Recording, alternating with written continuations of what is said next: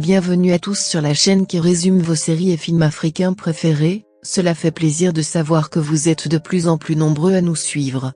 Si vous êtes nouveau sur la chaîne, n'hésitez pas à vous abonner et activer la cloche de notification pour recevoir nos prochaines vidéos.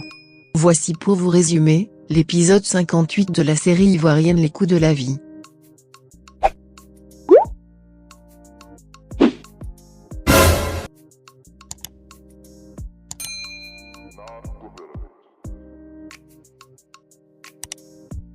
Au début de l'épisode, Monique vient trouver sa servante Aïcha pour lui dire de se taire sur ce qu'elle venait de voir. En effet, sa servante l'avait surprise en train d'envoûter son mari dans la cuisine. Pour que Aïcha garde le silence, sa patronne essaie de l'amadouer, en lui disant « Tu n'as rien vu, est-ce que c'est clair ?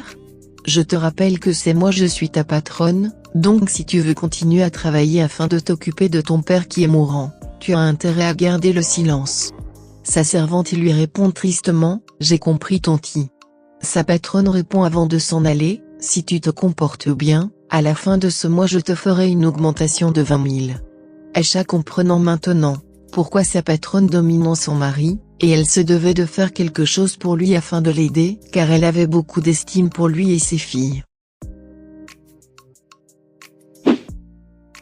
La camarade de Monique discute avec son cousin au sujet de l'attitude du comportement de Claude.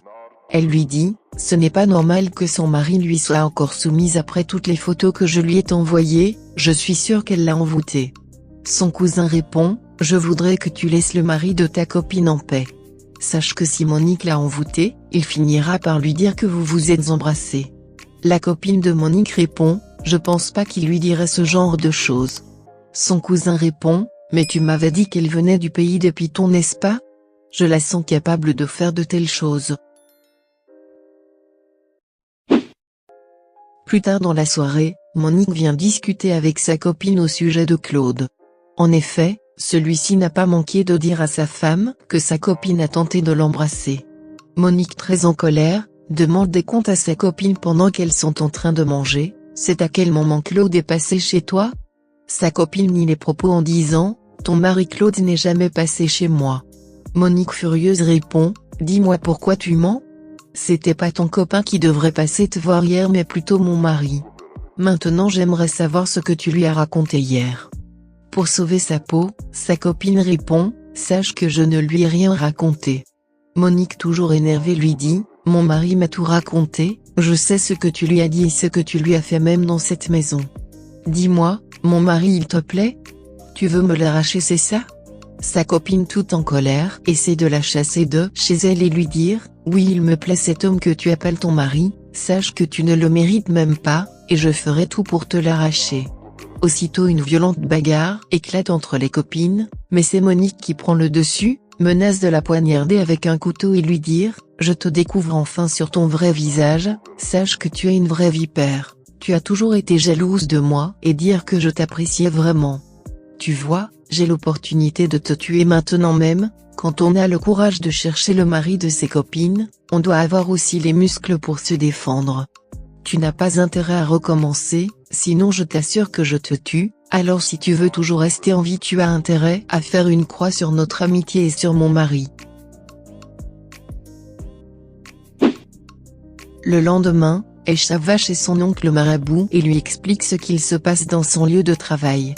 Son oncle lui dit « Tu es allé pour travailler et non pour te créer des ennuis. » Elle répond « Je ne voudrais pas qu'il lui arrive la même chose qui est arrivée à notre oncle Ali, d'ailleurs j'ai beaucoup d'estime pour ses filles et aussi je ne voudrais pas le laisser comme ça alors que je sais que je peux faire quelque chose pour l'aider. » Son oncle lui répond « Sa femme risque de te créer des problèmes, est-ce que tu en es consciente ? » Elle répond « Dieu me gardera, je veux faire quelque chose pour l'aider. » Son oncle lui donne un remède et lui dit « Prends cette poudre, tu vas devoir la mettre dans la nourriture de ton patron et de ses filles avant que sa femme ne leur donne à manger.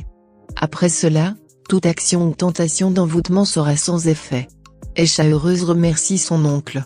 Celui-ci lui dit avant qu'elle s'en aille « Si tu suis bien mes consignes, et que tu as décidé de venir en aide à ton patron sans condition, sache que tu auras une petite récompense. » Aïcha lui répond « Quelle récompense mon oncle ?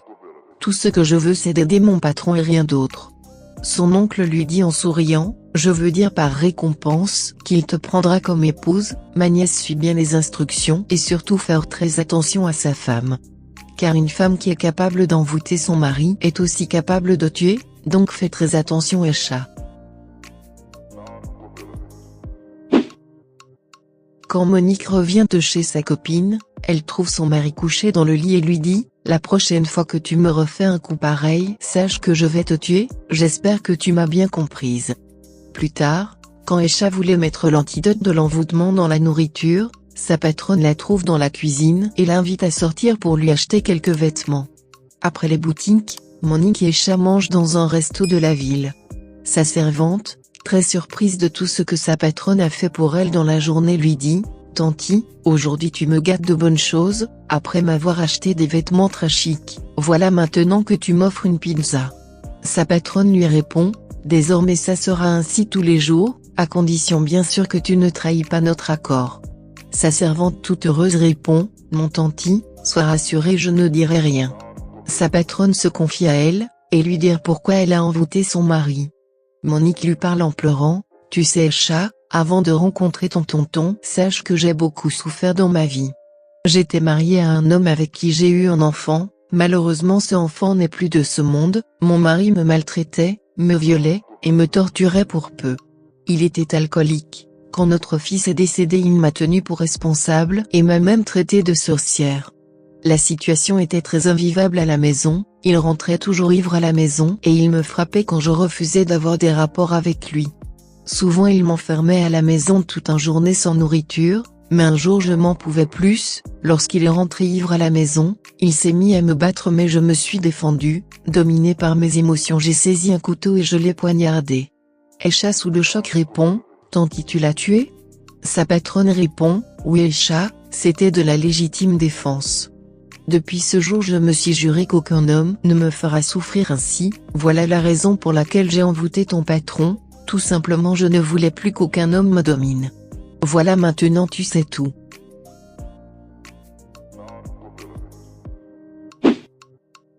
Malgré tout ce que sa patronne venait de lui raconter, Aisha était plus que déterminée à venir en aide à son patron. Elle se disait que celui-ci était trop gentil pour que sa patronne le traite ainsi. Le soir quand elle finit de préparer le dîner, Aisha met dans la nourriture l'antidote pour désenvoûter son patron. Espérons que ce remède puisse venir en aide à son patron. Pour le savoir on se dit à bientôt pour le prochain épisode. Ainsi s'achève l'épisode 58 des coups de la vie. Si vous avez aimé la vidéo, abonnez-vous et activez la cloche de notification pour ne pas rater la prochaine histoire. À bientôt pour l'épisode 59.